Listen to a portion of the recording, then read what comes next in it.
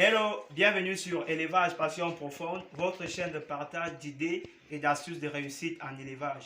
Je suis Zéphirin Romain, technicien en élevage des monos et polygastriques. Et dans cette vidéo, je vais vous parler du sevrage. Le sevrage est une opération qui est généralement liée à la mortalité des porcelets. Donc c'est une opération qu'il faut savoir suivre à la lettre et respecter le processus qui va avec. Alors, dans cette vidéo, nous allons parler du sevrage. C'est quoi le sevrage? Quel est l'âge auquel il faut faire le sevrage des porcelets? Quels sont les types de sevrage qu'on peut effectuer? Quelles sont les opérations à effectuer pour la truie avant, pendant et après le sevrage? Et quelles sont les opérations à effectuer pour les porcelets avant, pendant et après le sevrage?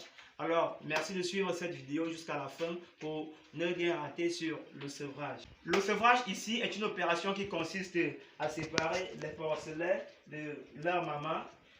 C'est une opération très délicate qui est souvent connue pour le stress qu'elle produit au porcelet, pour le stress qu'elle produit à la truie génitrice et pour les problèmes de santé qu'elle conduit, les problèmes de mortalité, les problèmes de diarrhée, les problèmes de perte d'appétit, les problèmes de ralentissement des performances de croissance. Donc le sevrage ici, c'est vraiment la base de votre élevage. Donc il est très important de savoir comment s'y tenir pour réussir cette opération.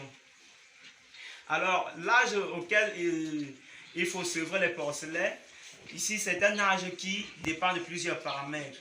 L'âge de sevrage ici dépend de plusieurs paramètres.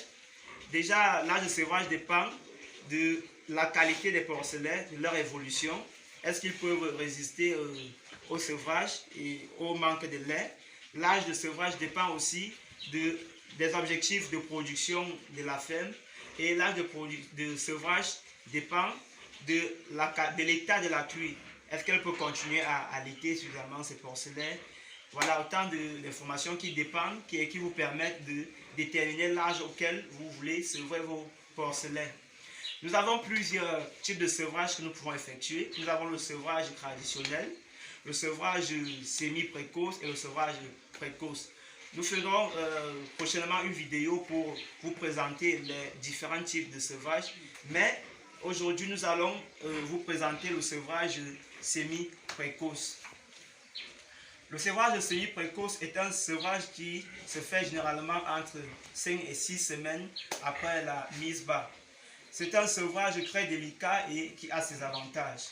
Il est délicat parce qu'il est à la cause des mortalités, il est à la cause des pertes de performance et il est aussi à la cause des problèmes gastriques. Il y a aussi des avantages qui nous ont motivés à le faire, c'est que déjà, il vous permet de faire des regroupements des truies. Si vous voulez faire des chaleurs regroupées, vous serez contraint de faire un sevrage semi-précoce. Et si vous voulez multiplier vos chances de faire 2 mises bas langues, vous serez contraint de faire un sevrage semi-précoce. Donc voilà pourquoi, voilà les choix qui nous ont motivés à faire ce sevrage semi-précoce, vu que nous avons plusieurs truies à sevrer, donc nous voulons faire un regroupement de chaleur et nous voulons aussi que nos porcelets aient la même vitesse d'âge et nous voulons faire 2 mises bas là. Donc là nous avons 24 porcelets à sevrer. Et là nous sommes à la maternité, nous avons 24 porcelets à sevrer et nous allons lancer l'opération de ce sevrage. Concernant les truies allaitantes, il y a tout un processus à respecter pour faciliter le retour des chaleurs des truies et faciliter aussi le sevrage. 3 jours avant le sevrage, il est préférable de diminuer l'aliment de votre truie en 2. Ça veut dire si votre truie s'allaitait de 6 kg, vous lui donnez 3 kg d'aliments 3 jours avant de la séparer de ses petits. Le deuxième jour, vous allez lui donner 2 kg d'aliments et vous allez réduire de moitié son eau de consommation. Et le troisième jour, le jour du sevrage, vous allez lui donner 1 kg d'aliments. Vous n'allez pas lui donner de l'eau et vous allez commencer à sortir ces porcelets dans l'après-midi. Généralement, ces opérations sont importantes car elles permettent à la truie de développer l'envie de se séparer de ses porcelets. Quand la truie n'aura pas assez à manger, elle n'aura pas assez de lait, elle va chasser ces porcelets et ces porcelets auront pris fin et vont se désintéresser petit à petit de l'envie de s'allaiter.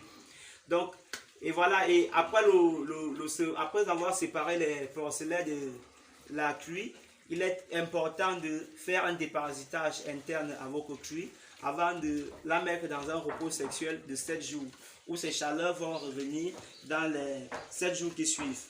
Donc, parce que les chaleurs de vos cuits, après, directement avec le sevrage, c'est à partir du 7e jour au 15e jour que vous devez contrôler les chaleurs. Donc, une fois que vous avez séparé la cuit, il faut recommencer à lui donner son aliment de façon normale et lui donner son eau de façon normale.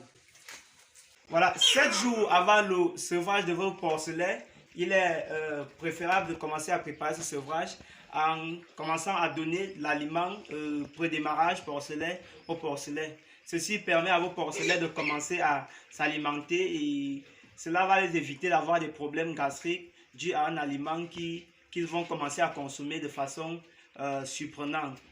3 jours avant le sevrage, il faut déjà préparer la salle où seront regroupés les porcelets. Dans cette salle doit être déparasitée et trempée à l'eau.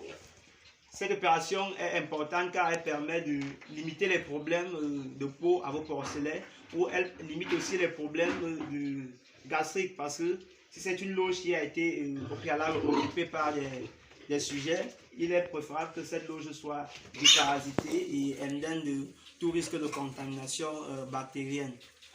Maintenant, le jour du sevrage des porcelets, il est très important de leur administrer de la vitamine pour stimuler leur envie de s'alimenter et de leur administrer aussi des antibiotiques pour prévenir contre des problèmes gastriques qu'ils pourront avoir dû au changement de milieu, dû au stress causé par la séparation avec leur maman.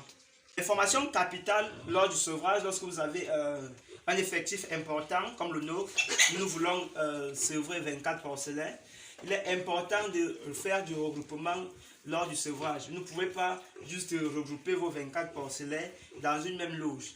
Non, il faudrait les regrouper en fonction de leur gabarit. Cela va vous éviter les problèmes de leadership, les problèmes de stress, les problèmes de blessures inutiles. Voilà, nous sommes arrivés au bout de notre vidéo. J'espère que vous avez apprécié cette vidéo et que vous avez appris beaucoup de choses. Si vous avez des préoccupations sur l'élevage, peu importe le domaine, n'hésitez pas à me laisser des questions sur cette vidéo. Je me ferai un plaisir de vous répondre.